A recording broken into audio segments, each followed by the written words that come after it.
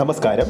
2024 പകുതിയാകുമ്പോൾ മോളിവുഡിൽ ഏറ്റവും അധികം ഹിറ്റുകളുള്ള ഒരു വർഷമായിട്ട് 2024 മാറുകയാണ്. ഏകദേശം കേരള ബോക്സ് ഓഫീസിൽ മലയാള ചിത്രങ്ങൾ മാത്രമായിട്ട് 1000 കോടിക്ക് മുകളിലാണ് ബോക്സ് ഓഫീസിൽ ഇതുവരെ കളക്ട് ചെയ്തിരിക്കുന്നത്. ഇതുവരെ കേരള ബോക്സ് ഓഫീസിൽ ഇറങ്ങിയ ചിത്രങ്ങളിൽ ഏകദേശം 13ഓളം ചിത്രങ്ങൾ ഹിറ്റ് സ്റ്റാറ്റസ് ഇതിനോടകം തന്നെ നേടിക്കഴിഞ്ഞിരിക്കുകയാണ്. 2024 തുടങ്ങി 6 മാസങ്ങൾ പിന്നിടുമ്പോൾ മോളിവുഡിൽ ഏറ്റവും അധികം വിജയങ്ങളുള്ളത് നമ്മുടെ സ്വന്തം മമ്മൂക്കക്ക് തന്നെയാണ്.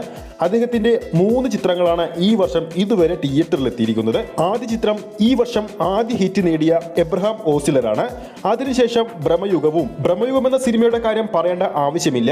ഇന്ത്യൻ സിനിമയിൽ തന്നെ ആദ്യമായിട്ടൊരു ബ്ലാക്ക് ആൻഡ് വൈറ്റ് ചിത്രം 50 കോടി ക്ലബിൽ ഇടം നേടിയ ചിത്രം കൂടിയായിരുന്നു ബ്രഹ്മയുഗം. അതിനുശേഷം ഇറങ്ങിയ ചിത്രമായിരുന്നു വൈശാഖിന്റെ സംവിധാനത്തിൽ മിഥുൻ മാനുവൽ തോമസ് തിരക്കഥ എഴുതിയ ടെർബോ എന്ന മാസ് ആക്ഷൻ കോമഡി ഗണത്തിൽപ്പെടുന്ന ചിത്രവും. കനത്ത ഡീഗ്രേഡിങ്ങിനെ മറികടന്നുകൊണ്ടാണ് കേരള ബോക്സ് ഓഫീസിലും ആഗോള ബോക്സ് ഓഫീസിലും ടെർബോ എന്ന സിനിമ വിജയം നേടിയത്. മമ്മൂക്കയെ കഴിഞ്ഞാൽ ഈ ഒരു ലിസ്റ്റിൽ 2024 ഏറ്റവും അധികം വിജയങ്ങളുള്ള നടൻ പൃഥ്വിരാജ് സുകുമാരനാണ്. അദ്ദേഹത്തിന്റെ ഗുരുവായൂർ അമ്പലനടയിൽ, ആടുജീവിതം തുടങ്ങിയ ചിത്രങ്ങൾ ബോക്സ് ഓഫീസിൽ വൻ വിജയമാണ് നേടിയെടുത്തത്.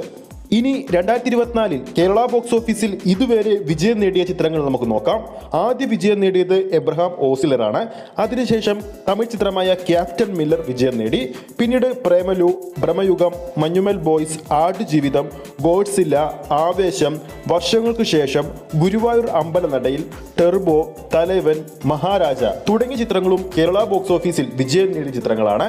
ഇപ്പോഴും മികച്ച ചിത്രങ്ങൾ തിയേറ്ററിൽ കളിക്കുന്നുണ്ട്. ഉടൻ തന്നെ ഈ ഒരു ലിസ്റ്റിൽ ഇപ്പോൾ കളിക്കുന്ന മികച്ച ചിത്രങ്ങളും ഇടം നേടും. അപ്പോൾ 2024 പകുതിയാകുമ്പോൾ ഈ വർഷം കണ്ട സിനിമകളിൽ നിങ്ങൾക്ക് ഏറ്റവും അധികം ഇഷ്ടപ്പെട്ട സിനിമയുടെ പേര് താഴെ കമന്റ് ചെയ്യാവുന്നതാണ്.